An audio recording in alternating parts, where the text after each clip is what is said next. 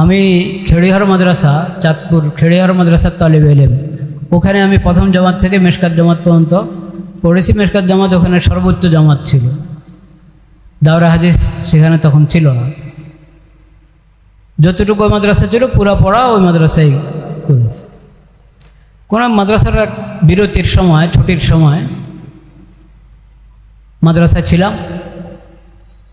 মঙ্গলবারে সাপ্তাহিক গাছ হতো মাদ্রাসায়। বাহির থেকেও এক ভাই তবলিগের সাথী, জেনারেল শিক্ষিত তবলিগের সাথী, উনিও গাছের দিন আসতেন ছুটিতে। উনি মাদ্রাসার যে বিরতি উনি জানেন না, এসেছেন, আমরা দু একজন ছিলাম। তো ওটা খেয়াল ছিল না যে আসরের পরে মাদ্রাসার বিরতি হলেও গাছের তো আর বিরতি হওয়ার দরকার নেই। মঙ্গলবার যখন গাছ করা দরকার ছিল আমাদের, খেয়াল করে নেই, নামাজের পরে কামরা চলে এসেছে। তো উনি আসলেন, দেখা করলেন আমাদের সাথে। উনি একটা প্রশ্ন করলেন, আমি তখন কি পড়ি, সরজামি না সরবেকা কাফিয়া মনে নেই এখন। উনি একটা প্রশ্ন করলেন, হুজুর ঈমান বড় না ইলম বড়? আচ্ছা, উনি যে কোন নিয়ে, পরে আমি বুঝেছি কোন নিয়ত উনি প্রশ্ন করেছেন। প্রশ্ন যখন শুনেছি তখন আমি বুঝি না ওনার কি নিয়ত, কি উদ্দেশ্য, কেন প্রশ্ন করেন। আমি স্বাভাবিক যে উত্তর, সেটাই আল্লাহর মেহেরবানি জবানে এসেছে, সেই জবাবে দিয়েছি। বলেছেন ঈমান বড় না ইলম বড়? আমি বলছি ঈমান যত বড়ই হোক, ইলম ছাড়া তো ঈমান হবে না, ঈমান হাসিল হবে। ইলম যদি না হয় তো কাকে বলে ঈমান? ঈমান কি জিনিস? ঈমান কিভাবে সাব্যস্ত হবে আর কিভাবে ঈমান নষ্ট হয়, এগুলো কিচ্ছু তো জানবো না যদি ইলম না হয়। তো ইলমে বড়। উনি আর খামোশ, কিচ্ছু বললেন না, খামোশ। পরে আমি বুঝতে কেন উনি খামোশ হয়ে গেলেন, উনি কথা বলছেন না। ওনার ছিল, ধারণা ছিল যে আমি উত্তর দিব ঈমান বড়। তাহলে এই প্রশ্ন করলে তো স্বাভাবিকভাবে এটাই বলবো, আমি ঈমান বড় না ইলম বড়? সবাই বলবে কি, অনেকেই বলবে কি ঈমান বড়। উনি ভেবেছেন আমি এটাই বলবো যে ঈমান বড়। তাহলে এরপরে উনি হয়তো ওয়াজ করবেন, আমাদেরকে তবলিগের গুরুত্ব বলবেন। হ্যাঁ, কারণ ও কিছু ভাই মনে করে যে ঈমান আর তবলিগ দুটোটা এক কথা, মানে তবলিগ হলে ঈমান, ঈমান হলে তবলিগ। তবলিগ মানে প্রচলিত তবলিগ। অনেক ভাই প্রচলিত তবলিগটা মনে করেন যে প্রচলিত তবলিগের সূত্রেই ঈমান হাসিল হয়, নতুবা ঈমান হাসিল হয়। প্রচলিত তবলিগ বলতে তবলিগ জামাতের যেই তবলিগটা, এই প্রচলিত তবলিগের মধ্যেই ঈমান শিখা সীমাবদ্ধ মুনাসির, এরকম গলত ধারণা কারো আছে। তো উনি হয়তো আমাদেরকে ওয়াজ করতেন, গাছের কথা, তবলিগের কথা বয়ান করতেন, কিন্তু আর কিচ্ছু বললেন না। ঈমান এবং ইলম,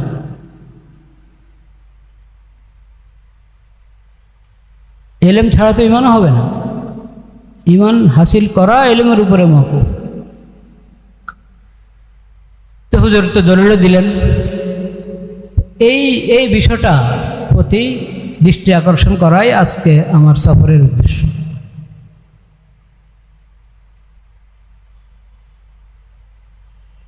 আমি যে বিষয়ের দাওয়াত দিতে চাই, ওই বিষয়ের পূর্ণ ইলম, বাস্তবতার আলোকে ওটার পূর্ণ ইলম হাসিল করতে হবে, এবং ইলম মোতাবেক বয়ান, ইলম মোতাবেক দাওয়াত। ওয়ালা তাকফু মা লাইসা লাকা বিহি ইলম, বেলা ইলম কিচ্ছু বলবো না, ইলম ছাড়া কিচ্ছু বলবো না। আল্লাহ তাআলা খামোশ থাকার ইখতিয়ার রেখেছেন। খামোশ থাকার, চুপ থাকার অপশান আছে না? না, নাই, আছে। আমার উপরে তো বলা ফরজ করেননি আল্লাহ তাআলা। ফরজ করেছেন কি? নবী করিম সাল্লাল্লাহু আলাইহি ওয়াসাল্লাম বলেছেন, মান কানা ইউমিনু বিল্লাহ ওয়াল ইয়াউমিল আখির ফালিয়াকুল খাইরান আও লিয়াসমুত। আল্লাহর প্রতি যদি ঈমান থাকে, আখিরাতের প্রতি ঈমান থাকে, তাহলে ভালো বলো, ঠিক কথা বলো, সুন্দর কথা, সঠিক কথা, ভালো কথা বলো। আও লিয়াসমুত, বা চুপ থাকো। তাহলে চুপ থাকার ইখতিয়ার যখন আমার আছে, আমি চুপ থাকি। আমাকে বলতেই হবে কেন? বলা তো আমার উপরে ফরজ না।